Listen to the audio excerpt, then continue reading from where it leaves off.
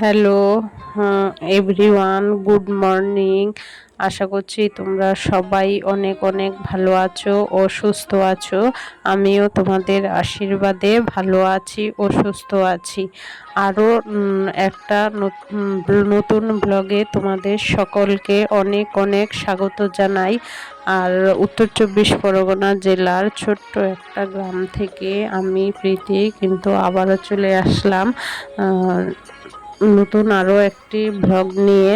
তা আশা করছি আজকের ব্লগটা তোমাদের খুব খুব খুব ভালো লাগবে। ঘুম থেকে উঠেই দেখো সবার আগে কিন্তু আমি ঘরটা ঝাড় দিয়ে নেব। তারপর রোদ ওঠার আগেই আমি বাইরের যে সকল কাজকর্মগুলো আছে সেইগুলো করে নেব। যেমন ধরো খাবার জল আনা, গাছের ফুল তোলা। যদিও আজকে আমি ফুল তুলব না, তাহলেও সেই কাজগুলো তো প্রত্যেক দিন আমাকেই করতে হয়, তাই না? আর আর আজকে হচ্ছে দেখো আমি ঘর ঝাড় দিয়ে তারপরে যে সামনের সিঁড়িটা, সেই সিঁড়িটা কিন্তু ধুয়ে দিলাম। ধুয়ে দেওয়ার সময় না হাতে মুখে একটু জল দিয়ে নিলাম। সকাল সকাল কাজকর্মগুলো করব ভাবলাম, তাও দেখো রোদ উঠে বাড়ি ঝলমল করছে। আসলে ঘুম থেকে ওঠার আগেই যেন আমাদের বাড়িতে রোদ উঠে যায়। গরমের দিনে কিন্তু খুব অসুবিধে হয়, কিন্তু শীতকালে সেই রকম অসুবিধে হয় না। শীতকালে কিন্তু ভালোই হয় যে ঘুম থেকে ওঠার আগেই বাড়িতে যদি রোদ থাকে না, এতটা ঠান্ডা লাগে না। আর এদিকে দেখো ওইদিকে ঘর ঝাড় দিয়ে সিঁড়িটা ধুয়ে দিয়ে তারপরে কিন্তু চলে এসেছি রান্নাঘরটা ঝাড় দিতে। আর সোনার যেহেতু পড়া আছে, সোনাইও ঘুম থেকে চলে এসেছে ব্রাশ কলগেট নিতে। তাও ব্রাশ করে মুখ ধুয়ে নিক, ততক্ষণ আমি ঘরটা ঝাড় দিয়ে তারপরে আমিও একটু ব্রাশ করে নেব। নিয়ে তারপরে ওকে আমি টিফিন করে দেবো। টিফিন আর অন্যদিন হরলিক্স আর বিস্কুট খেয়ে যায়, আজকে আর হরলিক্স বিস্কুট দেবো না। ওর পড়ে আসতে অনেকটা সময় লাগে, সেই জন্যে ভাবলাম যে হরলিক্স বিস্কুট দিয়ে লাভ নেই, ওটার কতক্ষণ পেটে থাকে বলো। আজকে একটু ছাতু দেবো, সেই ছাতুটা খেয়েই পড়তে যাবে। তা চলো, আমি কিন্তু ঘরটা ঝাড় দিয়ে নিয়েছি। ঝাড় দিয়ে এখন আমি ব্রাশ করব। ব্রাশ করতে করতে কিন্তু আমি গ্যাসটাও একটু মুছে নেব। আসলে রাত্রে মুছে রাখা ছিল যদিও, তাহলেও একটু হালকা পাতলা করে মুছে নেব, কারণ এর উপর দিয়ে রাত্রে কি পোকামাকড় হেঁটেছে কিনা সেটা তো আর আমি জানি না, তাই না? আর আমি কিন্তু সে বাজে অভ্যাস বলো আর ভালো অভ্যাস বলো, যাই বলো না কেন, সেই রান্না করার সময় বা চা করার সময় ধরো চামচ দিয়ে চা করার সময় একটু নেড়ে দিলাম, সেই চামচটা কিন্তু গ্যাসের উপরেই রেখে দিই। বা বলো বলতে পারো ভাত করার সময়, ভাত রান্না করার সময় যে হাতা দিয়ে ভাতটা নেড়ে দিই, সেই হাতাটা কিন্তু গ্যাসের উপরেই রেখে দিই। সেই জন্যে আমি কিন্তু গ্যাসটা হালকা পাতলা করে মুছে নিয়েছি। না হলে ওইগুলো ধরো রেখে দিলে ওর উপর দিয়ে মাকড়সা আরশোলা ওইসব হাঁটাহাঁটি করে, তার তো একটা জীবাণু আছে, তাই না? সেই জন্যে মুছে নিলাম, তাহলে আর কোনো অসুবিধে হবে না। আর যেহেতু আমার ওই অভ্যাসটা আছে, সেই জন্যে কিন্তু সকালবেলা গ্যাসটা আমি মুছে নিই। গ্যাস, খাবার টেবিল এইসব মুছে নিই।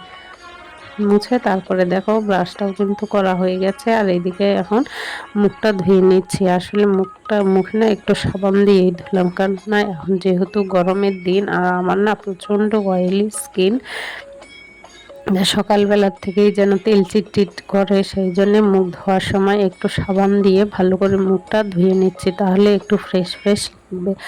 আর আমি মুখ টুক ধুয়ে আগে সোনাইকে ছাতু বানিয়ে দিয়েছি। ছাতু খেয়ে ও পড়তে চলে গেছে। এইবার আমি একটু বসে আমিও একটু ছাতুই খাবো। আর যেহেতু প্রচণ্ড গরম পড়েছে, এখন আর চা খাবো না।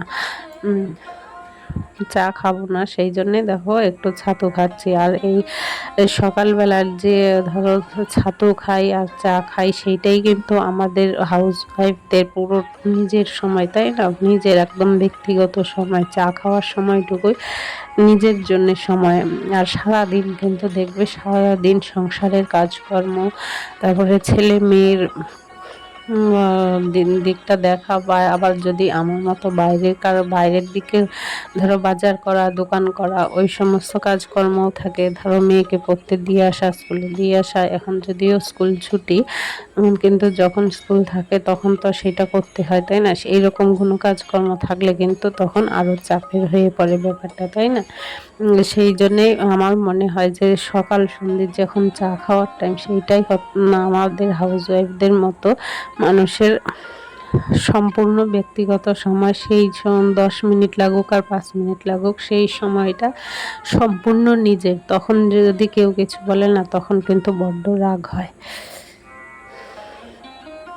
দেখো, খেয়ে তারপরে কিন্তু আমি ওই ঘরে ভাত বসিয়ে দিয়ে এসেছি। সকালবেলার জন্য ভাত বসিয়ে দিয়ে এসেছি। সোনাই পড়তে গেছে, এসে খাবে। ওর 10টা, 10:30 বাজবে আসতে আসতে। তো তখন কিন্তু এসে তখন আসলে কিন্তু ভাত দেওয়া হবে, আর অন্য কিছু দেওয়া হবে না। আর যেহেতু সকালবেলায় ছাতু খেয়ে গেছে, আসার সঙ্গে সঙ্গেই ভাত দেবো। যে সেই জন্য ভাতটা বসিয়ে দিয়েছি। আর কালকের একটু মাছের ঝোল আছে ফ্রিজে, আর একটু আলু আর পটল একসঙ্গে ভাজবো, সেইটা দিয়েই সকালের খাওয়া হবে। আর সকালবেলার খাওয়া দাওয়া করে তারপরে কিন্তু আমি আবার একটু বাজারের দিকে যাব। আসলে কি বলতো, আমাদের ওরা না সে ফ্রিজে মাছ রাখলে ঠিক মাছ খেতে চায় না, বলে ভালো লাগে না। কিন্তু ওদের যেহেতু সবসময় টাটকা মাছ খেয়ে অভ্যাস, আমাদের যেহেতু গ্রামের বাড়ি, আমাদের এইখানে হয়তো আমরা যেখানে থাকছি এখন, সেইখানে হয়তো আমাদের পুকুর নেই, কিন্তু ধরো আমার যে শ্বশুরবাড়ি, দেশের বাড়ি, সেইখানে কিন্তু দুটো বড় বড় পুকুর আছে, সেইখানে মাছও আছে। তা ওদের সবসময় জ্যান্ত মাছ খাওয়াই অভ্যেস, সেই জন্যে ওরা কিন্তু ফ্রিজের মাছ খেতে পারে না। আর আমি যে এখন এখানে থাকি, এইখানে তো আর পুকুর নেই, সেই জন্য কিন্তু আমাকে রোজ বাজারে গিয়ে মাছ কিনে আনতে হয়, না হলে হয় না। এদিকে দেখো, বিছানাটা তুলতে যখন গেছিলাম, আমি কিন্তু ভাতটা বসিয়ে দিয়ে গেছিলাম। ভাতটা ফুটে উঠেছে, আমি গ্যাসটা বন্ধ করে দিয়েছি। বন্ধ করে এদিকে ভাজাটা করছিলাম। 10 মিনিট পরে আবার গ্যাসটা কিন্তু জ্বালিয়ে দিলাম। তাতে কি হয়, আমার মনে হয় যে 10 মিনিট ধরে যদি গ্যাসটা জ্বলতো, তাহলে অনেকটা গ্যাসই পড়তো, তাই না? সেইটা একটা সাশ্রয়। আমার সেটা মনে হয় যে একটু সাশ্রয় কিন্তু আমরা ইচ্ছে করলেই করতে পারি, তাই না? আমরা যারা ঘরে থাকি, তারা যদি একটু চিন্তা ভাবনা বা বুদ্ধি খাটিয়ে যদি একটু সাশ্রয় না করি, তাহলে বা পুরুষ মানুষেরা তো সবসময় বাইরে কাজ করে, তাদের পক্ষে তো আর সম্ভব না। দেখো, ওইদিকে কিন্তু আমার রান্নাটা হয়ে গেছে, আর এদিকে এক পাহাড় যেন জামা কাপড় পরে আছে, জমে আছে, সেইগুলো ভাঁজ করে নিলাম।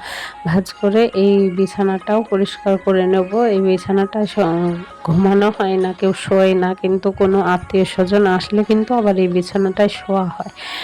তো এই সব সময় যখন শোয়া হয় না, তখন এই বিছানাটার উপরেই যত সব জামা কাপড়, বই খাতা আর পাহাড় সবসময় জমে থাকে। তা দেখো, আমি কিন্তু বিছানাটা একদম সব জামা কাপড়গুলো ভাঁজ করে একটা ঝুড়ির মধ্যে করে এক জায়গায় রেখে দিলাম। দিয়ে এখন বিছানাটা একদম পরিষ্কার করে নেব, টান টান করে বিছানার চাদরটা পেতে নেব। তা চলো, তোমরা ভিডিওটা দেখতে থাকো। আর হ্যাঁ বন্ধুরা, যারা তোমরা আমার ভিডিওটা দেখছো, তারা অবশ্যই একটা লাইক করো। তোমাদের একটা লাইক আমার কাছে খুব গুরুত্বপূর্ণ, কেননা পরবর্তী ভিডিও বানানোর জন্যে আমার কাছে তোমাদের একটা লাইক খুব মোটিভেট করে। সেই জন্য বলছি, তোমরা অবশ্যই কিন্তু লাইক করো। এখন বিছানাপত্র পরিষ্কার করে দেখো চলে আসলাম কিন্তু ঘরটা মুছতে। তা চলো, ঘরটা মুছে নিই। আসলে কি বলতো, কালকে না ঘরটা মুছতে পারিনি, একটু অসুবিধার কারণে এত ব্যস্ততার মধ্য দিয়ে গেছি কালকে, যে ঘরটা কালকে মুছতে পারিনি।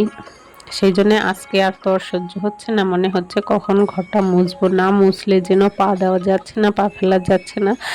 সেই জন্য আর আমি কিন্তু সহজে খুব সমস্যায় না পড়লে কিন্তু ঘর মোছা বাদ দেই না, কারণ আমার ভালো লাগে না ঘর না মুছলে।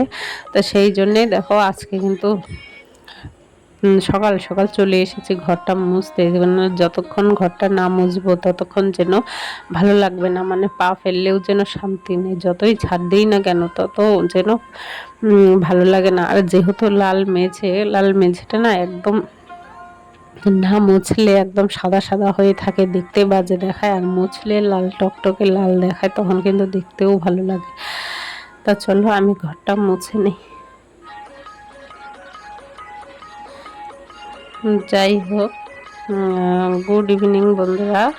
আমি কিন্তু দুপুরবেলার সমস্ত কাজ, সকালবেলার সমস্ত কাজকর্ম করে বাজারে গিয়ে বাজার করে এনে রান্না বান্না করে খাওয়া দাওয়া করে দুপুরবেলায় একটু শুয়েছিলাম। আর বিকেলবেলায় গেছিলাম একটু দোকান থেকে মালপত্র আনতে, মালপত্র এনে দেখো চলে এসেছে চা করতে। আজকের ভিডিওটা এই পর্যন্তই, টাটা বাই।